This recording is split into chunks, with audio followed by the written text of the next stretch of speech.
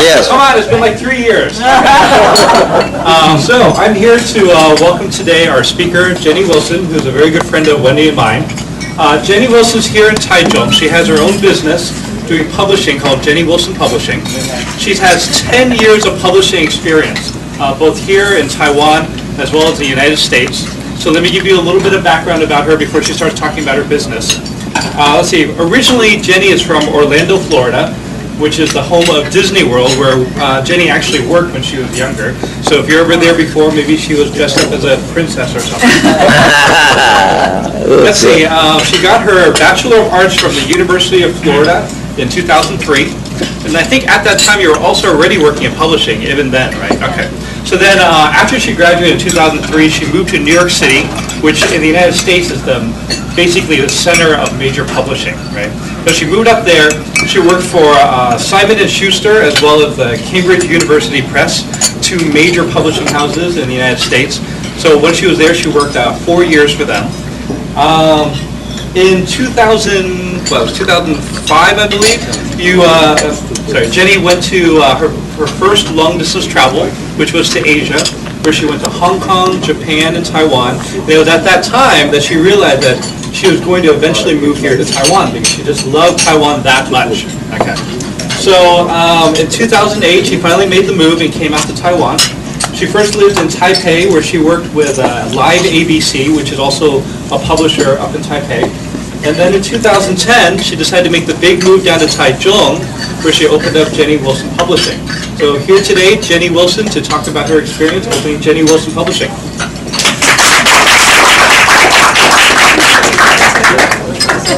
Yeah, that won't be loud. No, I think you have to speak directly. No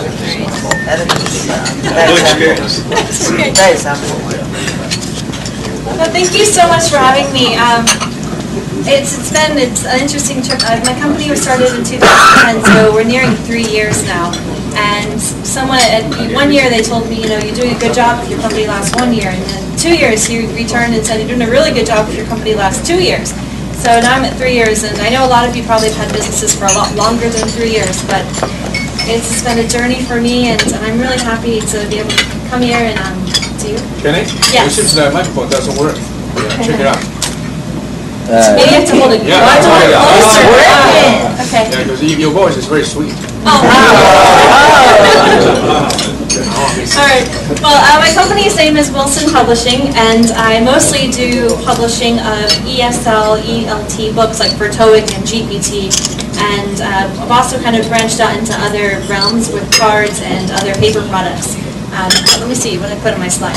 So the way I planned this talk was to talk about the years of me being in business, and the first year was the year that you start up and you have to make connections.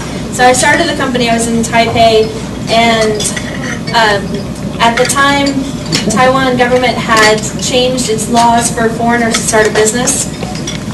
If I had started the business about 2 months earlier, I could have started it with 1 NT, and then in 2 years I would have had to pay, I think it was like 3 times your initial capital, so I would have had to made 3 NT in that year.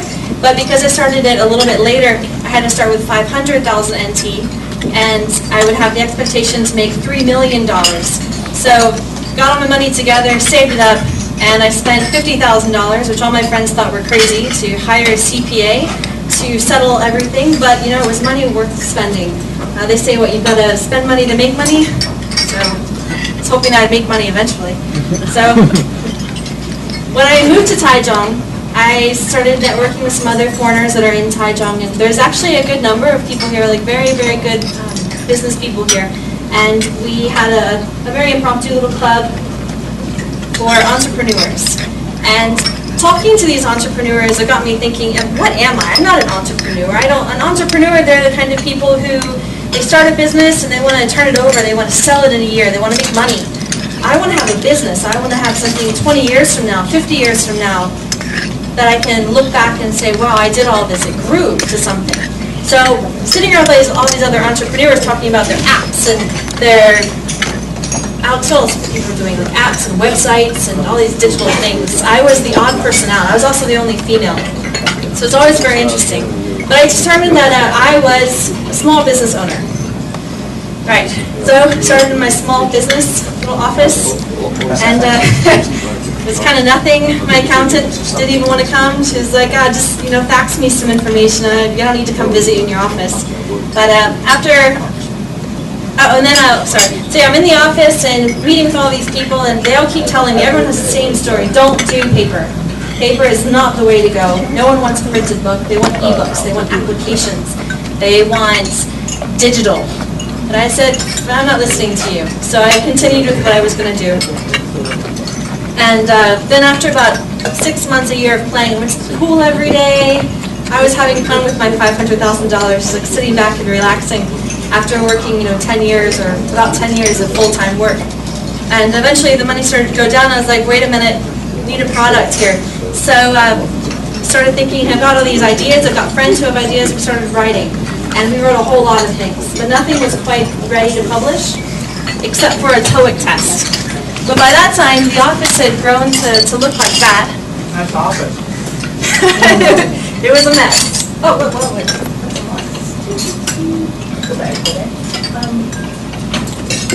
Now you see the whole thing. Yeah. See. All right, I'm done. Thank you. all right. So here we go. The office was a mess, but we had 3 people in the office all the time, and it was busy, and we were working hard. So after a while, we decided, well, now we've got to get this product in sale in stores. I'm sorry. Beads. All right. So we decided we had to get something in the stores. But being as we're mostly editors and writers and not marketing people and advertising people, we thought, we'll just stick it in a plastic bag, shrink wrap that thing, and put it on bookstores. I'm sorry. Put it on bookshelves. So we started going to meetings, and most of the people we talked to, they said, no, that's never going to sell. Never going to sell. You need to make it pretty. So we turned this into this. Wow, big difference. Made it a beautiful cover. So I walked into Cave's marketing office and talked to the manager and said, I want to put this in your bookshelves. He's like, well, you're a nice person. I'll give it a try. So I got my first order, and I probably skipped my whole way home. It was so nice. But then about 6 months later, we got a whole bunch of returns. Because in the book publishing industry, what goes on bookshelves often gets returned back to the publisher. Even very good selling books, there's always a high level of returns that come back. So I had to deal with the returns. But the one criticism that I got was, it's not pretty enough. You have to make it look nicer. No one wants to pick up a shrink-wrapped book. They can't even look inside, and they can't see what's going on. So we went back to the drawing board and said, we have to rework this. So this time, probably going to skip some slides here, but after we sat down and said, we have to change this. I hired a marketing person to write some good copy for us. I spent more money on making a box. I got a distributor at that time too, and he said, make a box, make it something big that someone will pick up and look at. So that's what we did. And this was version 3, and it went on bookstores all over Taiwan. Sold pretty well. It was pretty nice. Right, so we got some proofs in, and we were rolling. The group felt really excited that we were finally moving on in business. And hold on, I'm going to go forward. At the time, my team was a bunch of editors, and one day we got a box of CDs that came in and said, all right, put away your editor hat, now you're going to be factory workers. And so because we were a small team, everyone had to, sit down and start getting paper cuts, putting CDs in bags, and putting the CDs in the back of books. It was very interesting. My assistant kind of looked at me like, I'm a secretary, I am not a factory worker. But once she got in the role, it was kind of easy. But doing this, it made me think of how things are put into sellable items.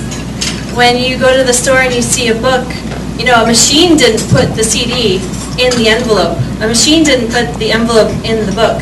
A machine didn't, well maybe, a machine might have shrink wrapped the book, but someone's actually doing that. And it just made me think of, other products too, that all the handiwork that goes into these products. So the whole time I'm just learning about business left and right. I'm going to go back to, I'm going to jump a little bit. So in the second year, now we're about in the second year of business, And in this year, I really learned the difficulties of being a foreigner doing business in Taiwan. Before, when I walked into the Caves office to have them buy the books, everything was done in English. The marketing manager spoke perfect English. All my contacts spoke perfect English. It was easy for me to individually walk in. But then I needed to look more larger scale and get into bookstores around Taiwan. So I learned how business is really done in Taiwan. So you say hi. Greetings are in English. Oh, how are you doing? That's wonderful. How long have you been here? Where are you from? That's nice. And then they ignore you for the rest of the meeting, or they just smile at you. And they talk to the next person sitting next to you to interpret. And then the details are just, the formalities are then in Chinese. Oh, so who is she? How long has she been here? What's she doing here? All right, that's nice. And then we're going to start talking about details. Somehow, the conversation just jumps directly to Taiwanese. And then I just kind of sit there and look pretty and hope that things are going well. But it's been a very big experience. My mother always tells me, you need to learn Chinese, you need to learn Chinese. And my Chinese has gotten better over the years, but in fact, to do business in Taiwan, you really must know Taiwanese. And it's amazing. I find it very interesting. I love to just wait for the switch, so I know when we're talking about money now. Yeah. All right, and I also learned that about the complications. I already mentioned that you have to earn $3 million in order for a foreigner, in order to renew your work permit. For a lot of companies, it's not so hard. You know, if you sell an item that you've already had in research and development before you started the company, or maybe you had a different company that dealt with research and development and you started the company and you started making things and selling things and you're selling around the world, you're going to make $3 million in your first year. But as a publishing company, that has to deal with returns, has to deal with a lot of research and development that you can't really get grants as well. You don't get loans because publishing, people don't have much belief in publishing nowadays with understanding. So it's a bit hard to make $3 million. We got a form from the government asking us to fill out with all of our financial information. And in the financial information we wrote that we had made nothing in our first year. 5 minutes later from faxing the foreman, the woman from the, I think it was like the Ministry of Economics called and said, how could you have made nothing last year? Makes no sense. But it's just high expectations for a foreigner in Taiwan to be making $3 million. But I'm not complaining at all. It's really not a complaint. It's just an observation. It's been interesting. Thank you for hearing me. I'm usually behind a desk in an office sitting down, so having so many eyes on me is kind of interesting. All right. In the second year, I also had to make a lot of stronger relationships. We'd already talked to printers, we already talked to distributors, we had meetings in Taipei probably on a weekly basis during the first year. And in the second year, we had to decide which distributor to work with and also which distributor wanted to work with us. When we made the deal, it was a godsend. They came in and said, you know, you need to do this, you need to do that. They helped with sales. And having more people on board made doing business a lot easier and nicer. So yeah, then at that time we thought, we're ready for business. During the first set of business meetings, I would go with my assistant and with my business partner. And it would be more like us fighting, like our book is the best, we're wonderful, we're the best. And we wouldn't listen to people. But then once I had the distributor, we had to sit back and actually listen to what they had to say. And I learned that you choose your partners for a reason. You choose them because they trust you, they believe in you, and they want you to be better. And so we sat back and we said, all right, we'll listen to what you have to say. They helped us change the idea of the company and of our books. And I learned that you really have to lose your ego. You really have to lose your ego and listen to what other people have to say. Because, you know, they might just say something good. So we got that. And finally, the books are in Tumping, they're in everywhere. And now we've got about 5 books now and a bunch of books on the way. But you walk into a Tumping and it's so exciting to see, you know, you made this, your team put this together. And it's right next to all the other big publishers, right next to Cambridge's books, and it's great, it's a great feeling. All right, so then we're moving on to the third year. The third year was kind of a breeze, you know, keep the status quo, just keep it going as it was, and don't make too many changes. Of course you get bored, you know, sitting in an office, just writing articles and TOEIC tests. So I went crazy. I started going to all my friends and saying, hey, do you have any products you want to sell? I'm going to start a store. I'm going to, do something new and interesting. So one of my friends, he designs t-shirts. So I got a whole bunch of his t-shirts and put it in my store. And I started going to events. In Taichung, there's a lot of summer events.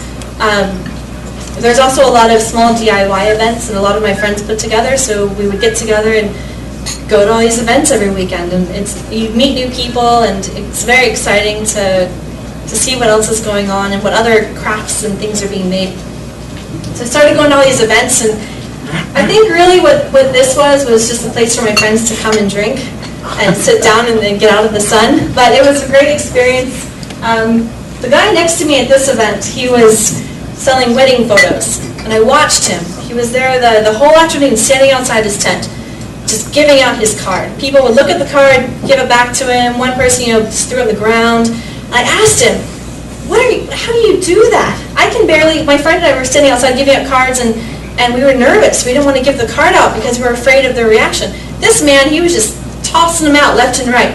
And he said, I'm going to give out 1,000 cards today. One person is going to sign up. And that one person is going to spend $60,000 to $100,000 to get wedding photos and engagement photos and baby photos and all the other photos for the rest of their life from me and my company.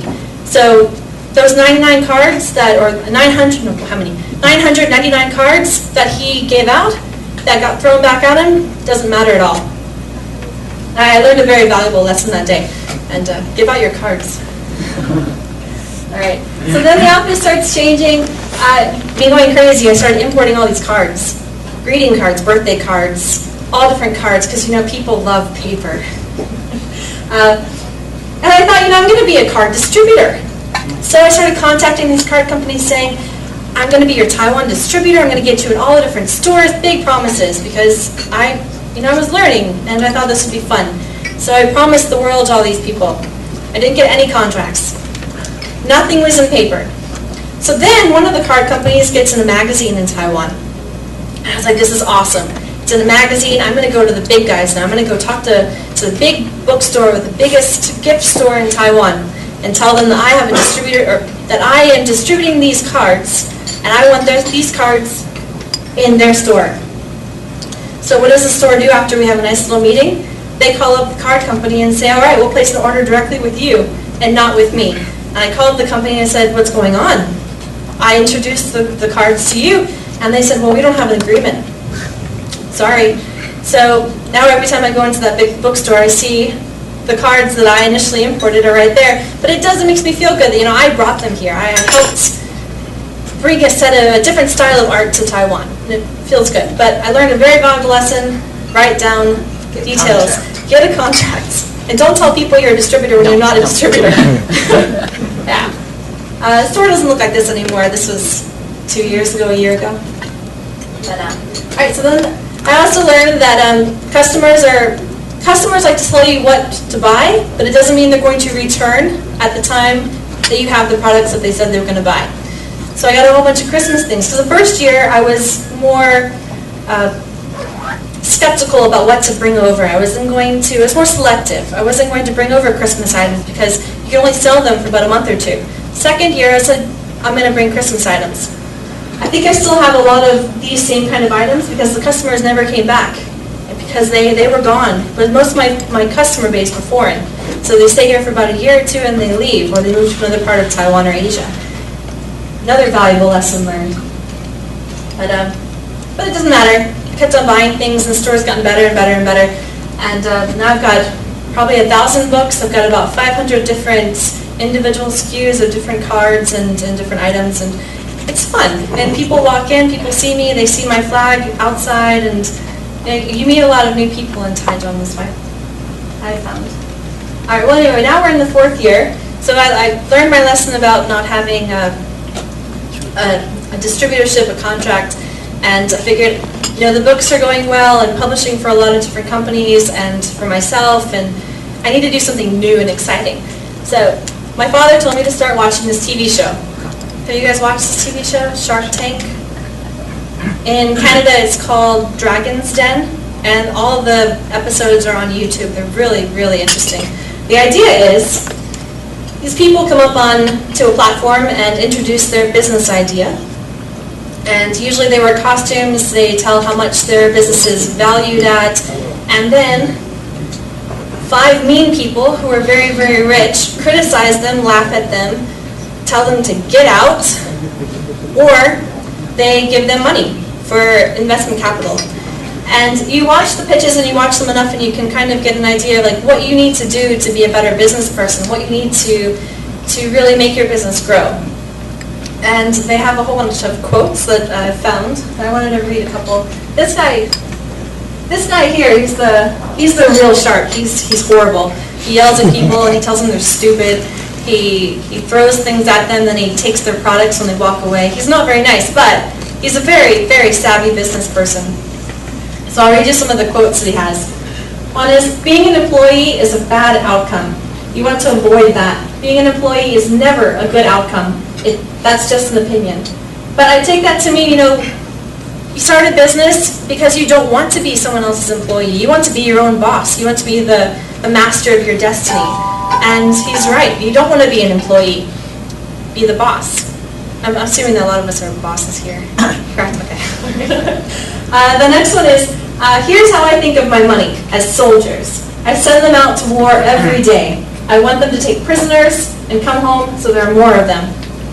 You gotta have more money, right? We always want more money. So we've got to find ways to make more money.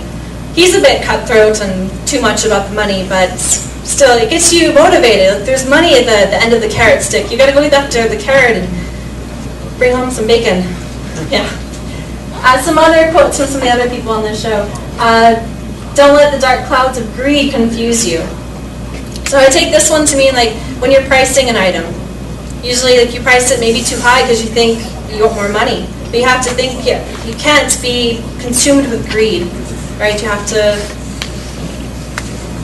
realize how much something is worth and then not be greedy. All right. Don't dare underestimate the power of your own instinct. I think it's motivating. So if you're emotional and you're great at something, the money will follow. Recently, I decided that I was going to leave Taiwan. I was going to go. I needed something new. I was applying to jobs in LA and New York. And literally 5 minutes later, my phone started ringing from people in Taiwan saying that they had projects for me to do. And it was because I was emotional that I started sending my resume out. And if you're not emotional, if you're really good, then people will come after you. And they'll try to keep you to stay. But maybe Taiwan is also like lost, the island. You can't leave the island. You have to stay here. This guy Kevin O'Leary again. So don't cry about money. It never cries for you. And he also says, life is hard. Money doesn't care. Your tears don't add value. So don't cry over money. Don't be emotional. It's something valuable. So one thing I learned not to do a distributorship without a distributorship. So this time I made a better decision, and I found this really cool cell phone case. So I gotta have that in Taiwan. And so the first thing out of my mouth, before I even talked about prices, before I talked about shipping, before I talked about anything, I said, I want to be your distributor. And which probably wasn't the best idea, but I was going to get the distributorship. And actually I did, so yay. And I'm just trying to say, I learned after 4 years of what not to do and how to do it better. And yeah, so now I've got cool items and yes. Well, thank you. I'm sorry, this took a lot shorter than I thought it would. I could talk a little bit about publishing if you guys would like, or because no one here is in. What's my time? Sorry. Still have plenty of time. Okay. It's like 24 minutes. 20 minutes. I have 20 minutes? Oh, good. Oh, 50 left. Okay. All right. All right. Well, publishing in Taiwan is pretty interesting. It's very similar to New York publishing and German publishing, but it's different because the market is much smaller. Where in New York, I would do print runs of about 30,000 to sometimes 100 to 200,000 books. In Taiwan, most print runs are about 1,000 to about 5,000 copies of a book. Significantly smaller, but interesting enough, the prices are very comparable to New York, to U.S. printing. So Taiwan is, I believe, the leader in ISBNs, and ISBN is the number that is assigned to a book. And there are more small publishers in Taiwan, I believe, per capita than anywhere else in the world. So it's a leader in publishing for domestic publishing. Right, so you print about 5,000 to 1,000 copies of a book. They go out to bookstores. And about 3 months later, the books come back to you that don't sell. And it's not that they didn't sell or they're not good books, just that there's so many more books coming out. Most publishers put out about 1 or 2 books per group per month. So there's always new books coming out. You go to the bookstore, you can go once a month and see all different kinds of new books. Yes. And in the US, maybe a group puts out a book in a much slower rate, maybe like 1 every season or less than that. Yeah. I'm so sorry. Okay. All right.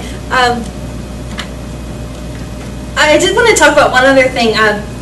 The publishing in Taiwan, it's a lot of it is OEM, especially for educational publishing. A lot of it is done in an OEM method, which I believe is very common in Taiwan. But in Taiwan, you've moved past the OEM method. A lot of the OEM companies have begun making their own brands and making their own things. Where in publishing, it's more of an OEM method, where the publisher will come up with an idea and then outsource it to another company. That's one way my company has been able to survive. We do a lot of ghostwriting and writing for other companies. And it's very interesting where before I started out as my own company with my own label, but I reverted back into the OEM method. Whereas in Taiwan, a lot of the companies have gone from OEM to producing their own items. Yeah. I really have nothing else to say. Does anyone have any questions? I really am an editor, so I sit behind a desk and yes, go ahead. What's your current annual revenues for your publication business? Our current annual, well, last year we reported over 3,003,000 Taiwan dollars. So we're doing pretty well, and that was all through selling books and through other projects. So you're allowed to stay now? Yeah, I'm allowed to stay. Actually, I'm going to get my APRC, and everything is good. I'm not going anywhere. Yeah. Yes. You know, speaking of your publications experience, I ever went to Kev's bookstores. You know, to talk to the general managers over there. And I guess my main purpose to go there is to understand how to publish the books.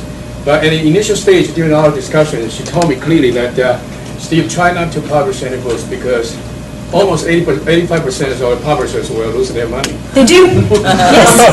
Yes, and they by the way, do. she told me, you're not well-known writers, so why do you want to take a risk? It's very true. I say, I just want to use the material to teach my students. She said, well, just make a copy. You're still publishing your book. You're not a well-known writer, you know. But right to that whole event, I didn't listen to her. Still, I insist that I would like to publish my own books. But the fact shows that I make a lot of money out of that. There is a lot of money in self-publishing and making your own thing and selling it directly to customers. You make more money by selling it directly to customers than you make by selling it to a store, which will actually selling it to a distributor that sells it to a store that has to get distributed out to all these different stores, and they have to give a discount in the store to customers. And yeah, you'll make more money if you just sell it directly to your customers. So you have a school, you're selling it to, yeah. Just based on your description, it sounds like you are very similar to me. Mainly due to the fact that after I explained my personal business in education, and then I started to get more adventures, such as introducing a lot of different products from Europe. Yeah. Yeah, you kind of move past Like the book boots, publishing. Boots, leather jackets, and some other things, including massage chairs as well.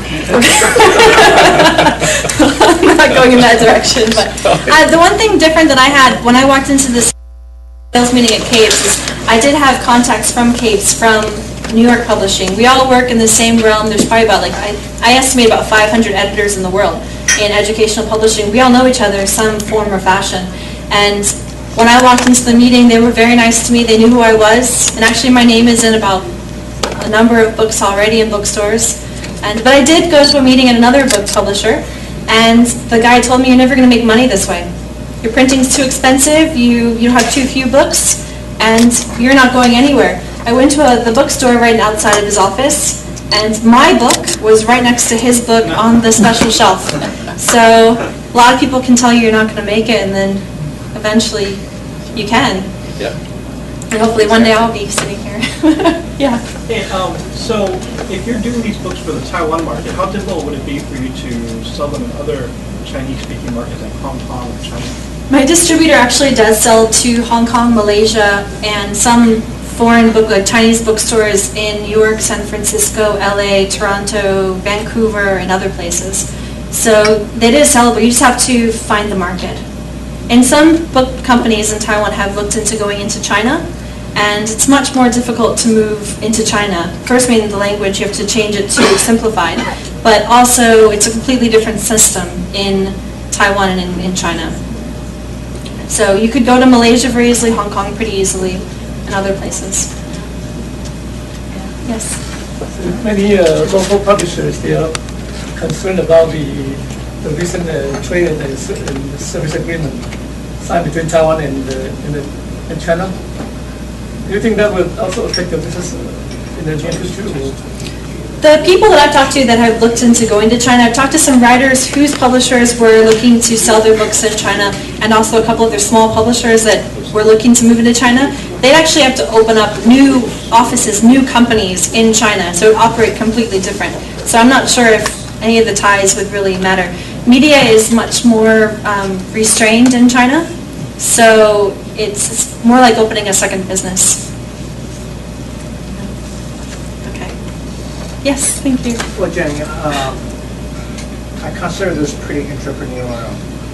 If you don't call yourself an entrepreneur, I'm not sure what an entrepreneur is. Seems like you have moved your business beyond publishing business. Do you still consider yourself as a publisher? Seems like you're just doing distribution. It's a very big your own bookstores.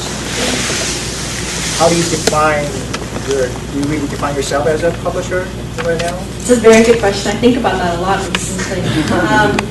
I do, because the bulk of my work is publishing, writing, editing. Later this week I'm going into the recording studio. Later today I have to edit some documents that some of my freelancers sent me. So most of the work is still publishing. Actually, I see all the extra stuff as my toys, because I have to stay in the office all the time. So I might as well have pretty things around me, and I might as well, have something to make a little side money when my friends come in, or when they bring their friends in. And like, oh, well, would you like some magnets? I have some cool magnets over here.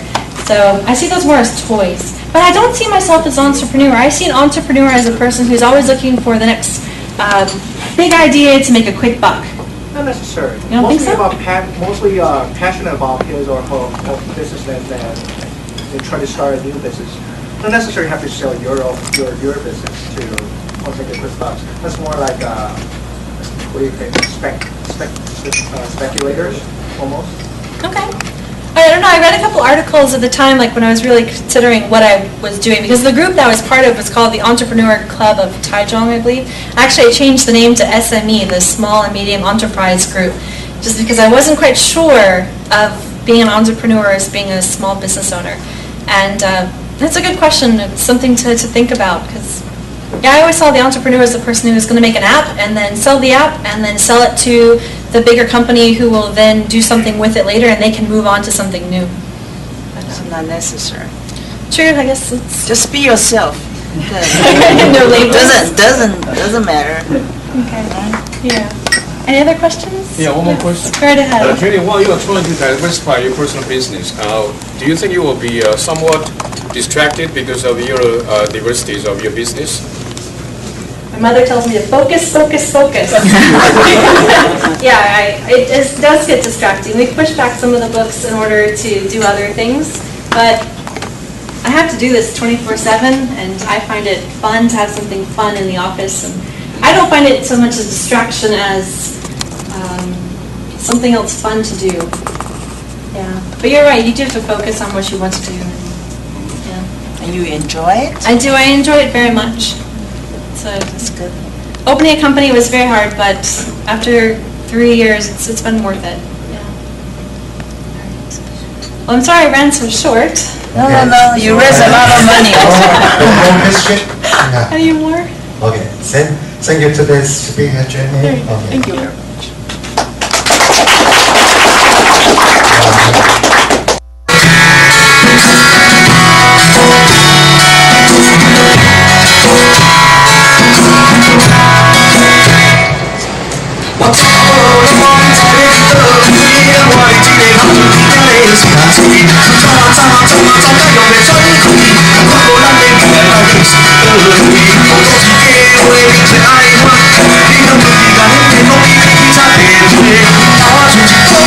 我